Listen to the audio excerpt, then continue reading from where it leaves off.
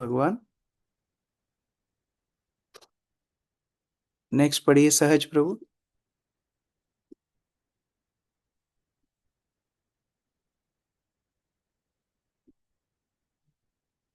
अक्रूर प्रभु। हरे कृष्णा प्रभु धन्यवाद। तात्पर्य।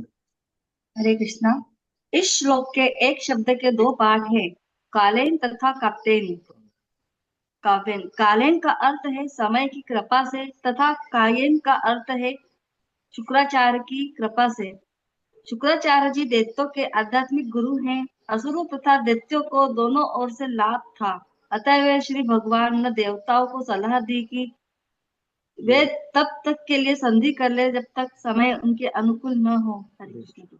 देखिए, एक तरफ साधु का निरादर किया देवताओं ने, और यहाँ दैत्यों ने शुक्राचार्य का आदर किया, जिस कारण से यद्यपि दानव दैत्य असुर इतने सौभाग्यशाली नहीं होते उनके कर्मों के कारण, लेकिन फिर भी एक साधु को सम्मान करने से क्या कृपा मिलती है, वो उसका भी हम एक उदाहरण यहाँ देख पा रहे हैं। अर्य अरयोपि हि संधेया सति कार्यार्थ गौरवे अहिमुषिकवत् देवा हर्थस्य पदवीं गतये। धर्मपाल प्रभु।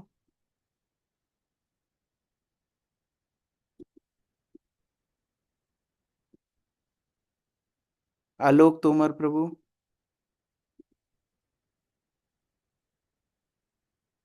प्रभु। पढ़िए।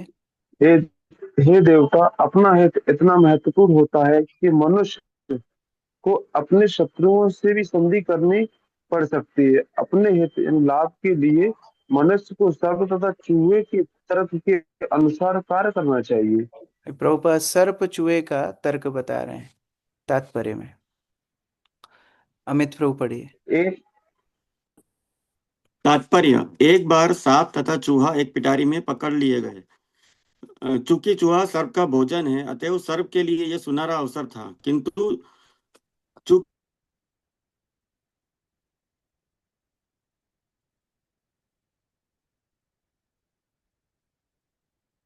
चूहे से पिटारी में छेद करने के लिए कहा, जिससे वे दोनों बाहर जा सके।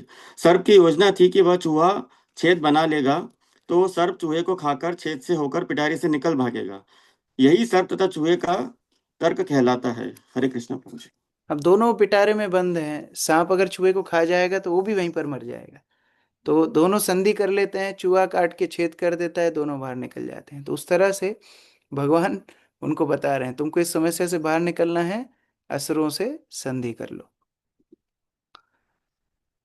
संजय सिन्हा प्रभु। अमरोत्पादेन यतना क्रियताम अविलंबितम यस्य पीतस्य वै जंतु मृत्युग्रस्तो मरो भवेत्। हरे कृष्ण। तुरंत ही अमृत उत्पन्न करने का प्रयत्न करो, जिसे पीकर मरणासन व्यक्ति भी अमर हो जाए। हरे कृष्ण। तो भगवान जानते हैं देवताओं की अपेक्षा क्या है। देवताओं की अपेक्षा है भौतिक संसार में आनंदित रहना, तो भगवान उसी का उपाय उपाय बता रहे हैं। तो भगवान के पास जब कोई व्यक्ति एक विशेष भाव से जाता है, भगवान उसी भाव को पूर्ण कर देते हैं, क्योंकि शुरुआत में उनका श्रद्धा का निष्ठित होना बहुत आवश्यक है। तो इससे भगवान के प्रति उस व्यक्ति की निष्ठा और प्रगाढ़ होती है, और अगर वो भक्ति में लगा रहे, भगवान के आश्रम में लगा रहे, तो वो शुद्ध भक्ति के स्तर पे भी पहुंच जाता है। तो कई बार भगवान ऐसे भौतिक उपादान भी देते हैं, भौतिक आशीर्वाद भी देते हैं, जिससे व्यक्ति की श्रद्धा प्रगाढ़ होती जाए।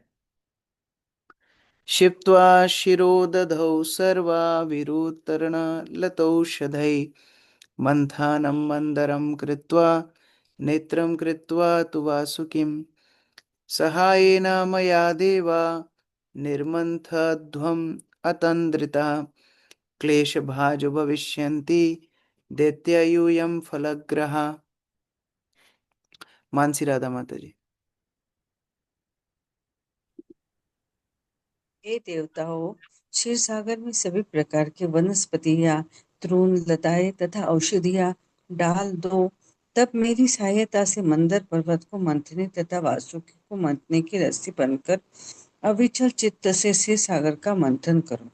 इस तरह से देवतागण श्रम कार्य में लग जाएंगे, किंतु तुम देवताओं को वास्तविक फल समुद्र से उत्पन्न अमृत प्राप्त होगा। तो भगवान अब पूरी योजना बता रहे हैं कि किस तरह से समुद्र का मंथन करना है। सारी योजना बता रहे हैं, किसको आप मथनी बनाना, किसको आप रस्सी बनाना इत्यादि सारी बता रहे हैं। अभी सीखने की बात क्या है, देवताओं ने इतनी सारी प्रार्थनाएं की, भगवान आपकी शक्ति से ही सब कुछ चलता है, आप ही सर्व कारण कारण है, सब कुछ है, लेकिन भगवान ये पूरा मेथड बताएंगे। देवताओं का एक बार भी ऐसा उल्लेख नहीं है कि भगवान को बोल रहे हैं भगवान हमारी आप मदद करना, हमको आशीर्वाद करना कि अब समुद्र मंथन कर पाए। इसलिए आगे वो लोग जब प्रयास करेंगे समुद्र मंथन विफल हो जाएगा, और हर हर स्टेप पर भगवान को मदद करना पड़ेगा, जिससे उनको साक्षात्कार होगा कि केवल और केवल मार्ग पता होने से हम लोग आगे नहीं बढ़ सकते, भगवान की कृपा आवश्यक है। माधुरी राधा माता जी। हरे कृष्ण प्रभु। ऐसा प्रतीत होता है कि जब दूध में सभी प्रकार की औषधियां औषधियां लताएं तृण तथा वनस्पतियां डालकर दूध को मथा जाता है।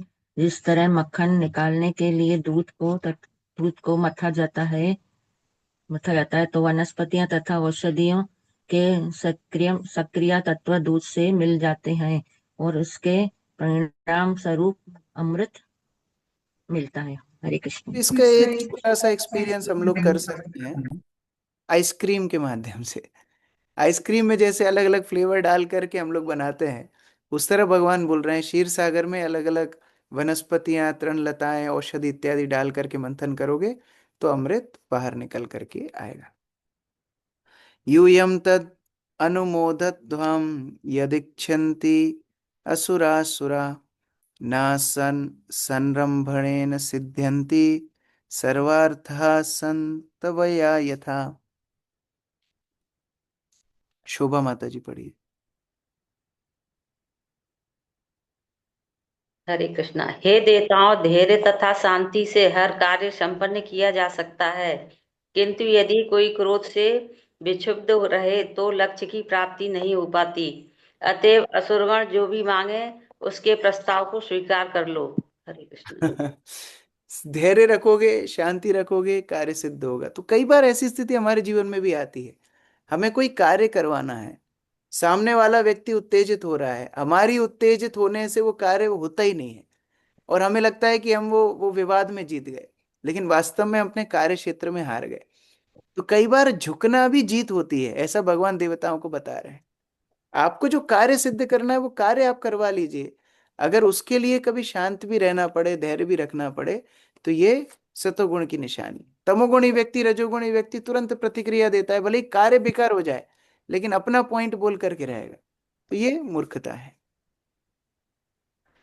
न भेतव्यम कालकूटात् विसज्जलधि संभवात् लोभकार्यो नानो वो जातु रोषकामस्तु वस्तुषु। सागर से काल अदिति माता जी पढ़िए। क्षीर सागर से कालकूट नामक विष उत्पन्न होगा, किंतु तुम्हें उससे डरना नहीं है, और जब समुद्र के मंथन से विविध उत्पाद प्राप्त हो तो तुम्हें उनको प्राप्त करने के लिए न तो लालच करना होगा, न ही उत्सुक होना होगा, और न ही क्रुद्ध होना होगा। भगवान केवल बाह्य रूप से क्या क्या करना है वो नहीं बता रहे, उनको किस तरह से संयम रखना है ये भी बता रहे हैं। तो कोई भी बड़ा काम करने जाएंगे पहले कालकूट निकलेगा, तैयार रहना चाहिए। तो कभी हम लोग कोई सेवा शुरू करते हैं, पहले से ही वो कालकूट निकलना शुरू हो जाता है। कोई बोलेगा अरे ये तो होगा ही नहीं, सक्सेसफुल होगा ही नहीं, आप लोग इतना टाइम दे रहे हो, ये तो होना ही नहीं है, बहुत लोगों ने पहले किया, ये तो होगा ही नहीं। तो ये कालकूट को थोड़ा पचाना पड़ता है। जब कोई वस्तु सफल हो जाती है फिर दूसरा कालकूट निकलता है, अच्छा इतने बड़े व्यक्ति बन गए, तुम इतना सारा काम करोगे, तुम अहंकारी बन गए हो, तो ये कालकूट भी पचाना पड़ेगा। तो सबसे पहले कालकूट निकलेगा, उससे डरना नहीं है। भगवान बोल रहे हैं ऐसे में कई वस्तुएं भी निकलेंगी, उससे लालच भी नहीं करना है, उत्सुक भी नहीं होना है। तो जैसे शिल प्रभुपाद बोलते थे, भगवान ने मेरी 2 बार परीक्षा ली, जब सब कुछ ले लिया और जो सब कुछ दे दिया। तो जब मेरा सब कुछ चला गया, फैक्ट्री चली गई, परिवार चला गया, सब, तभी भगवान ने मेरी परीक्षा ली। और जब सब कुछ आ गया, पूरे विश्व में पूजा हो रही है, पूरे इस्कॉन पूरी दुनिया में फैल गया, तो भी परीक्षा है। तो दोनों परीक्षाएं भगवान बोल रहे हैं। कालकूट निकलेगा तब भी डरना नहीं है, और जब अच्छी अच्छी वस्तुएं निकलेंगी तब भी लालची नहीं होना है। दोनों तरह से संयमित रहना है। देवदत्त प्रभु।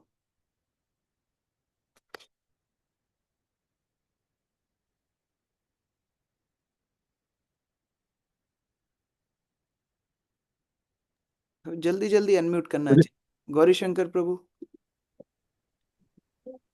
ऐसा लगता है कि क्षीर सागर के मंथन से अनग वस्तु उत्पन्न होगी, जिसमें विष, बहुमूल्य रत्न, अमृत तथा अनेक सौंदर्य सम्मिलित है।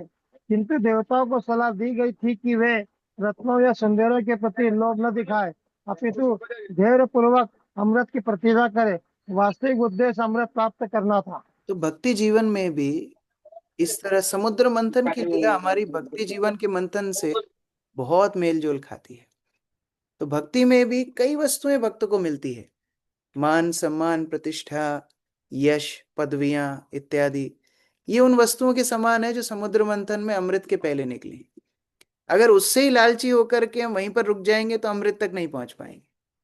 इसीलिए भक्ति जीवन में कोई भी वस्तु आती है, सेवा के लिए जितनी आवश्यक है उसको स्वीकार किया जाए, लेकिन उससे आसक्त ना हुआ जाए।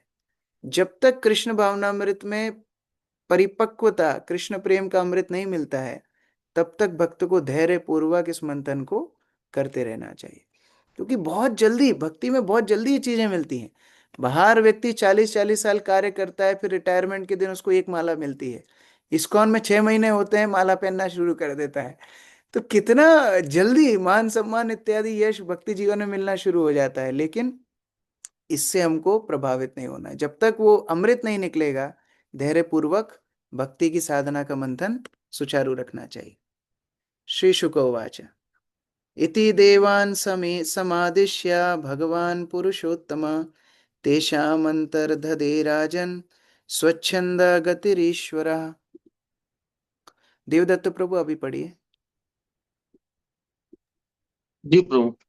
श्रील सुखदेव गोस्वामी ने आगे कहा, हे राजा परीक्षित, देवताओं को इस प्रकार से सलाह देकर समस्त व्यक्तियों में श्रेष्ठ, स्वतंत्र रहने वाले पूर्ण पुरुषोत्तम भगवान उनके समक्ष से अंतर्ध्यान हो गए। तो देवताओं ने भी सोचा हमारा काम तो हो गया, जो चाहिए था मिल गया। भगवान ने भी सोचा इनको इतना ही मुझसे चाहिए था। शुद्ध भक्ति की कोई चर्चा हुई नहीं। भगवान ने उनको बस उतना मार्ग बता दिया जितने उनकी प्रार्थनाओं में भगवान महसूस कर सके थे, और भगवान वहां से अंतर्धान हो गए। अथ तस्मै भगवते नमस्कृत्य पितामह भवश्च जग्मतुः स्वं स्वं धामोपेयुर्बलिं सुरा। पिंकी माता जी पढ़िए।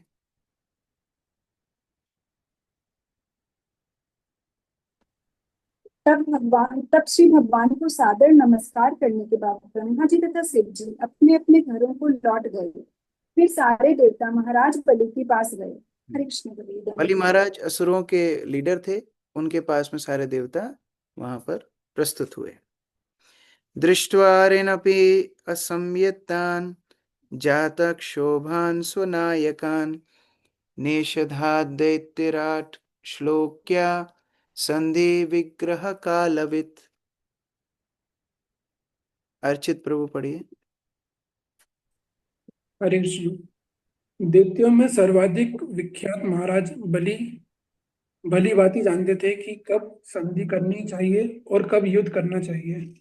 इस तरह ये यद्यपि उनके सेना नायक विशुद्ध थे और देवताओं का वध कर देना चाहते थे, किंतु जब महाराज बलि ने देखा कि सारे देवता उनके पास आक्रामक प्रवृत्ति त्याग कर आ रहे हैं, तो उन्होंने अपने सेना नायकों को मना कर दिया कि देवताओं को मारे नहीं। तो देवताओं के दानवों के अंदर भी ये संवेदनशीलता है कि कौन किस भाव से उनके पास आ रहा है। पशुओं के पास भी ये सेंस होता है कि कौन किस उद्देश्य से उनके पास आ रहा है। तो मनुष्यों के अंदर क्यों नहीं होगा? कई बार हमारे अंदर ऐसे विचार होते हैं, मैं तो अच्छे भाव से जाता हूं लेकिन ये व्यक्ति मेरे साथ गलत व्यवहार करते हैं। नहीं, हमारे अंदर भी गलत भाव उसके लिए है। जब आक्रामक प्रवृत्ति को त्याग करके किसी के पास जाएंगे, हमसे शत्रुता कोई नहीं करेगा। जैसे जब आ, आप जर्नी होम में पढ़ेंगे, हिज होलीनेस राधानाथ स्वामी महाराज जब वन में थे, तो इस्कॉन में आने के पहले तो बहुत सारे हिंसक पशु वन में रहते थे। तो उनको वहां के जो साधक थे उन्होंने बताया कि देखो, ये पशु भी समझते हैं कि कौन उनके लिए खतरा है, कौन उनके लिए खतरा नहीं है। तो अगर आप ईर्ष्या त्याग करके यहाँ भजन करोगे, कोई आपको आक्रमण नहीं करेगा। तो उसी तरह भक्त को निर्मत्सर होना चाहिए। अगर वो किसी से द्वेष नहीं करेगा तो संभावना ऐसी है कि कोई उनके साथ द्वेष नहीं करेगा। इसलिए चैतन्य महाप्रभु बोलते हैं, तृणादपि सुनीचेन तरोरिवा सहिष्णुना अमानी न मान देना कीर्तन्या सदा है। हमको अपने स्वभाव को सौम्य रखना है, तभी हम लोग भगवान का नाम ले पाएंगे। रविंद्र चौहान प्रभु। हरे कृष्णा। तात्पर्य पढ़ना प्रभु। हाँ। वैदिक शिष्टाचार कहता है, गृहे ऋतुमपि प्राप्तम विश्वस्तम पुंगो व्ययम। जब शत्रु अपने विपक्षी के घर आए तो उसका स्वागत इस तरह से होना चाहिए कि वे भूल जाएं कि दोनों पक्षों में शत्रुता है।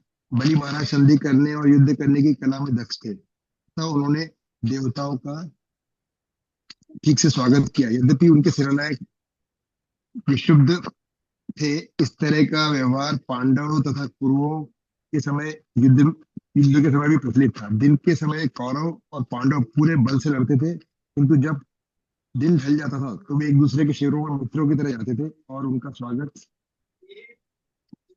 भी उचित रूप में होता था। ऐसे मैत्रीपूर्ण मिलापों में एक शत्रु दूसरे को मुंह मांगी वस्तु देता था। ऐसी थी पद्धति। हरे कृष्ण। सभ्यता मनुष्य जीवन का आभूषण है। अगर मनुष्य सभ्य नहीं होंगे, फिर पशुओं में मनुष्यों में क्या अंतर है?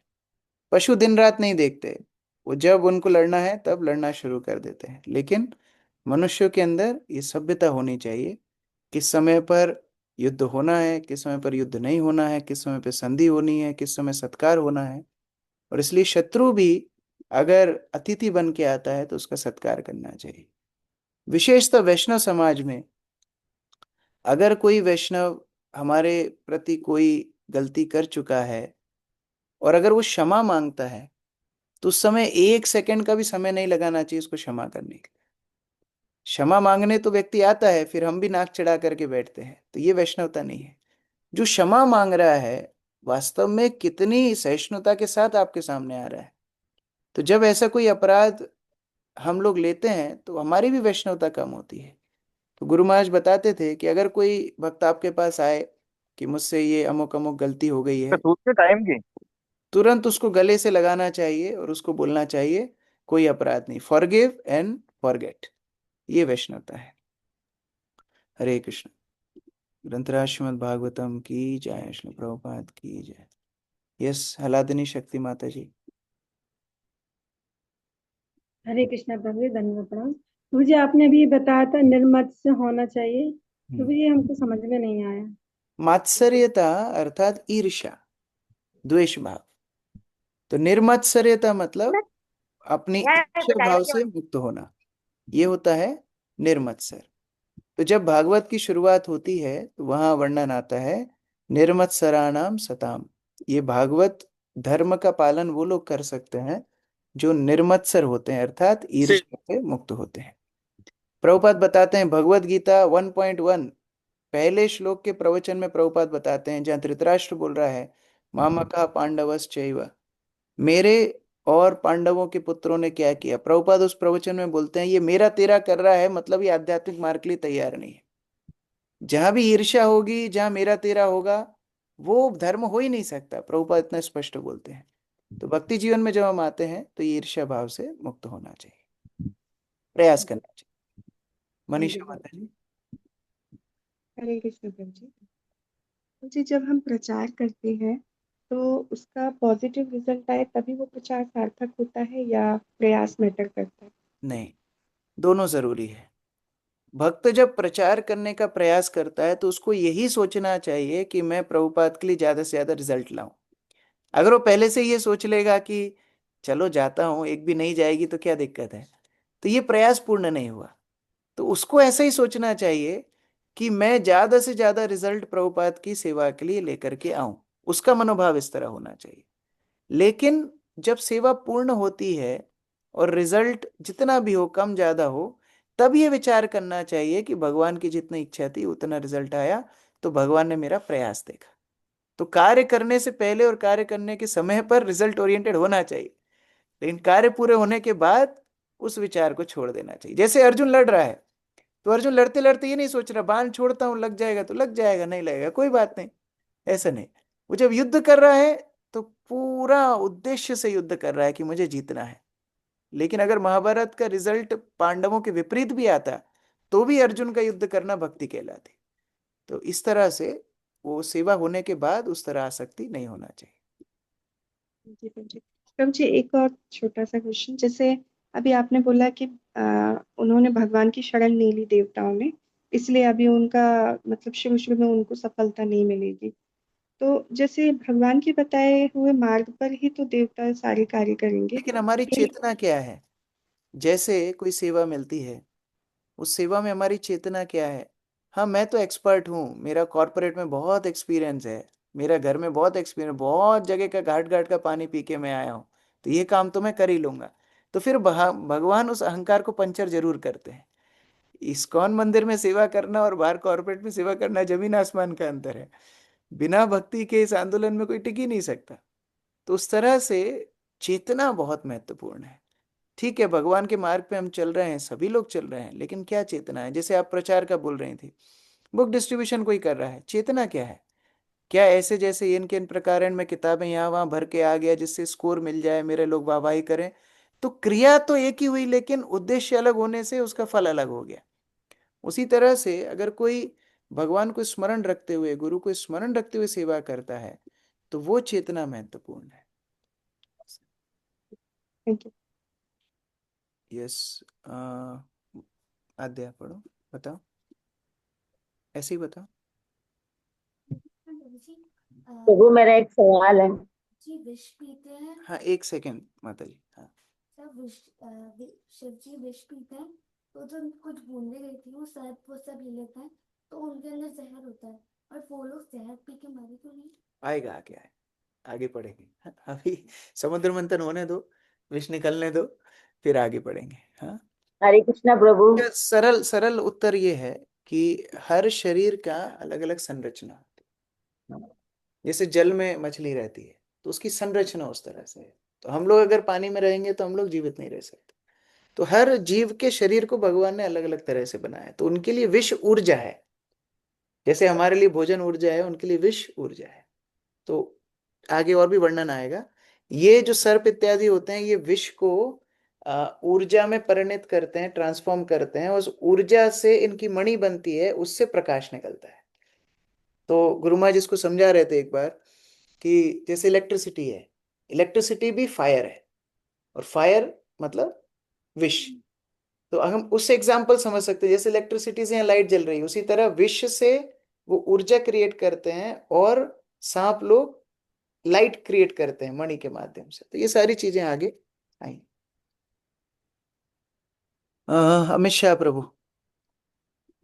हरे कृष्णा प्रभु जी, दंडवत प्रणाम। सॉरी प्रभु जी, मेरा क्वेश्चन 2-3 दिन पहले आपने एक लाइन यूज की थी, ज्यादा आसक्ति भी घृणा का कारण है।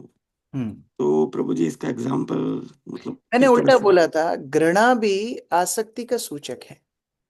जैसे किसी वस्तु से आप घृणा करते हो तो वास्तव में आप उससे आसक्ति हो, क्योंकि उसके विषय में आप ज्यादा सोच रहे हो। जी जी। एक कथा आती, दो साधु एक बार जा रहे थे, तो एक नदी के किनारे पहुंचे, तो वहां एक गर्भवती महिला बैठी थी। तो वो बोलती है कि मैं नदी पार नहीं कर पा रही, आप मेरी मदद करो।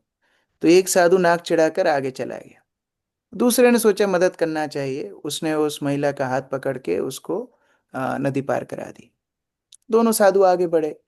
चलते चलते चलते 1-1.5 घंटा निकल गया। ये पहला साधु बिल्कुल कुछ बोल ही नहीं रहा था। दूसरे ने बोला, भाई तुम बात क्यों नहीं कर रहे हो, नाराज हो? तो वो बोलता है तुमने वो महिला को क्यों हेल्प की, उसको क्यों उठाया, तुम तो साधु हो, तुमको ये करना नहीं चाहिए था। तो दूसरे साधु ने बोला देखो, मैंने तो उसको 10 सेकंड उठा के मदद की, तुम 1.5 घंटे से दिमाग में उठा के घूम रहे हो। तो घृणा भी आसक्ति का एक सूचक है। जब कोई व्यक्ति किसी से घृणा करता है वास्तव में वो आसक्त है। तो ये हम लोग को ध्यान रखना चाहिए, दोनों से मुक्त होना है, आसक्ति से भी ईर्ष्या से भी, दोनों से। जी प्रभु जी, थैंक यू। राघव प्रभु। हरे कृष्ण। तो जी श्रील प्रभुपाद बताते हैं कि डिसाइपल को ऐसा सोचना चाहिए कि उसके गुरु को जो डिसीजेज होती हैं, फिजिकल पेन होता है, वो उसके अपराधों के अनर्थों की वजह से होता है। इसको आप प्लीज थोड़ा सा एक्सप्लेन करके बता सकते हैं? जब आध्यात्मिक गुरु शिष्य को दीक्षा देते हैं तो शिष्य की जिम्मेदारी आध्यात्मिक गुरु लेते हैं। अभी शिष्य ने बहुत सारे कर्म किए हैं पूर्व, उन सब को भगवान गीता में उपदेश देते हैं कि मैं समाप्त कर देता हूं। और वो कैसे समाप्त होते हैं? शरणागति के माध्यम से।